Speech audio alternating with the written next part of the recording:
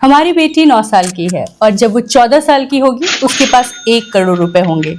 Technically होंगे हमारे पास ही, but उसके लिए होंगे।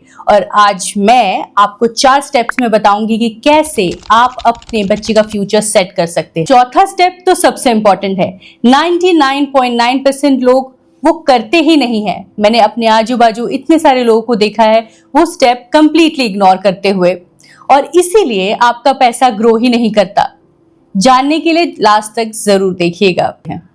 मैं रंजना, हम एक फौजी फैमिली हैं। मेरे हस्बैंड फौज में है और मैं खुद SBI में डिप्टी मैनेजर की पोस्ट पर कार्यरत थी। अब जॉब नहीं करती हूँ। पिछले 5 सालों में हमने 3 लाख से 21 लाख बनाए हैं। ना कोई शॉर्टकट, ना कोई टिप्स। अगर कुछ फॉलो किया है तो एक फौजी का डिसिप्लिन और फौजी फॉर्मूला। पहला स्टेप, सही इंस्ट्रूमेंट चुनना। मार्केट में बहुत सारे इंस्ट्रूमेंट है, जैसे RD है, FD है, म्यूचुअल फंड्स हैं, शेयर मार्केट्स है, गोल्ड है, इंश्योरेंस है, बहुत कुछ है। मगर उससे पहले मैं आपसे कुछ कहना चाहूंगी। अगर आपको अपने पड़ोसी के घर जाना है तो क्या आप ट्रेन करेंगे या फ्लाइट से जाएंगे? नहीं, आप पैदल जाएंगे। सेम अगर आपको कश्मीर जाना है तो क्या आप पैदल निकल जाएंगे? बिल्कुल नहीं। आप फ्लाइट करेंगे या ट्रेन करेंगे? सेम इंस्ट्रूमेंट चुनते वक्त भी हमें वही ध्यान रखना है।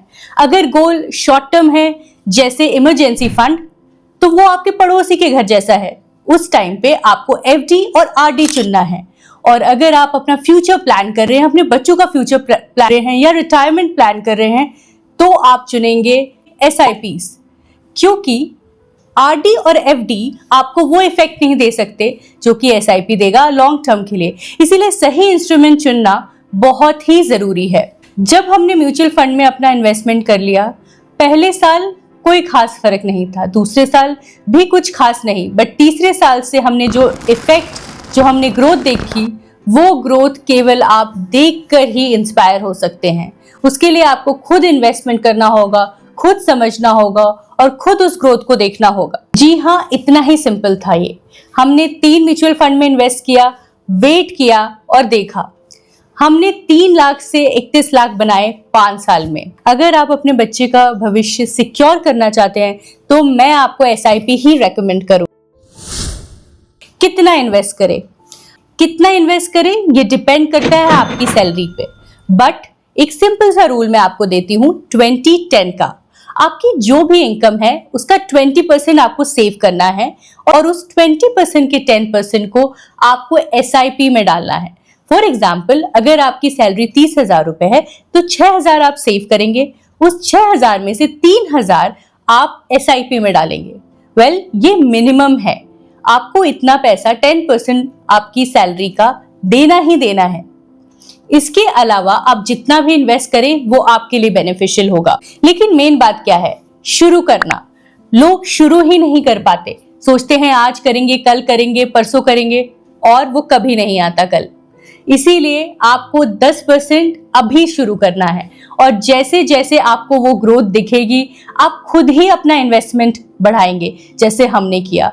हमने शुरुआत 2,000 से की, फिर उसको बढ़ा के 3,000, 5,000, 10,000। अब हम काफी अमाउंट में इन्वेस्ट करते हैं क्योंकि हमने ग्रोथ देखी है। और आप भी इन्वेस्ट करेंगे अगर आप ग्रोथ देखेंगे। उसके लिए आपको इन्वेस्टमेंट शुरू करनी पड़ेगी। स्टेप नंबर 3, कहां से शुरू करें? डिसाइड हो गया इंस्ट्रूमेंट कौन सा लेना है, कितनी सैलरी आपको इन्वेस्ट करनी है, मगर करना कहां से है? क्योंकि जितने इंस्ट्रूमेंट है मार्केट में उतने ही प्लेटफॉर्म है उसके लिए। मैं आपको सजेस्ट करूंगी MFU ऑनलाइन। बहुत ही सिंपल बेसिक ऑनलाइन प्लेटफॉर्म है ये, म्यूचुअल फंड यूटिलिटी ऑनलाइन। हम अपनी इन्वेस्टमेंट इसके थ्रू करते हैं। ये एक एडवर्टाइजमेंट नहीं है, क्योंकि हम यूज करते हैं इसलिए हम आपके साथ शेयर कर रहे हैं। म्यूचुअल फंड के लिए ये प्लेटफॉर्म इसलिए अच्छा है क्योंकि केवल म्यूचुअल फंड में डील करता है। गोल्ड, इंश्योरेंस, ये सारे प्लेटफॉर्म पे जब चीजें होती हैं तो आप कंफ्यूज हो जाते हैं। म्यूचुअल फंड ऑनलाइन सिंपल है, एक ही काम करता है, म्यूचुअल फंड में ही डील करता है, इसीलिए सिंपल है, आसान है और फोकस्ड है। स्टेप 4 है डू नथिंग। जी हाँ, डू नथिंग, कुछ मत करो। लोग सही इंस्ट्रूमेंट तो चुन लेते हैं, कितना पैसा इन्वेस्ट करना है वो भी पता चल जाता है, सही प्लेटफॉर्म पर जाकर अपनी एसआईपी भी स्टार्ट कर देते हैं और फिर क्या करते हैं, डेली अकाउंट चेक करना शुरू करते हैं। आज मार्केट में कुछ हुआ तो एसआईपी बंद कर दी, किसी दोस्त ने कुछ बताया तो नई एसआईपी स्टार्ट कर दी और फिर कहते हैं कि उनका पैसा ग्रो नहीं कर रहा, जो कि सरासर झूठ है। मैंने भी 10 साल यही किया। मार्केट क्रैश हुआ, एसआईपी बंद कर दी, किसी नए दोस्त ने कुछ और नया बताया तो नया इंस्ट्रूमेंट खरीद लिया और नतीजा क्या हुआ, 10 साल तक नो ग्रोथ। फिर हमने क्या किया, फिर हमने कुछ नहीं किया। जी हाँ, हमने एसआईपी सेट की और फिर नोटिफिकेशन बंद करके बैठ गए। हमने डेली चेक करना बंद कर दिया। और इन 5 सालों में क्या नहीं हुआ, 5 सालों में यूक्रेन वॉर हुआ, उसके बाद अदानी क्राइसिस आया, उसके बाद इलेक्शन का रिजल्ट आया और मार्केट हर टाइम गिरा। और तो और अभी यूएसए ईरान क्राइसिस भी हुआ और हमने क्या किया, कुछ नहीं, सिर्फ वेट। सोचिए, जब हम पेड़ लगाते हैं तो क्या हम डेली उसकी हाइट नापते हैं, डेली हम चेक करते हैं कि इतनी ग्रोथ हुई कि नहीं हुई? केवल हम खाद पानी देते हैं और फिर वेट करते हैं कि पेड़ कब बड़ा होगा। हम एसआईपी के साथ ये नहीं करते। ये थे 4 स्टेप जिससे आप अपने बच्चे का फ्यूचर सिक्योर कर सकते हैं। आप कमेंट सेक्शन में जरूर बताएं कि इनमें से कौन सा स्टेप आप ऑलरेडी कर चुके हैं। स्टेप 1 के लिए 1 लिखें, 2 के लिए 2, और अगर आप चौथे स्टेप को कर रहे हैं तो हमें पक्का बताएं।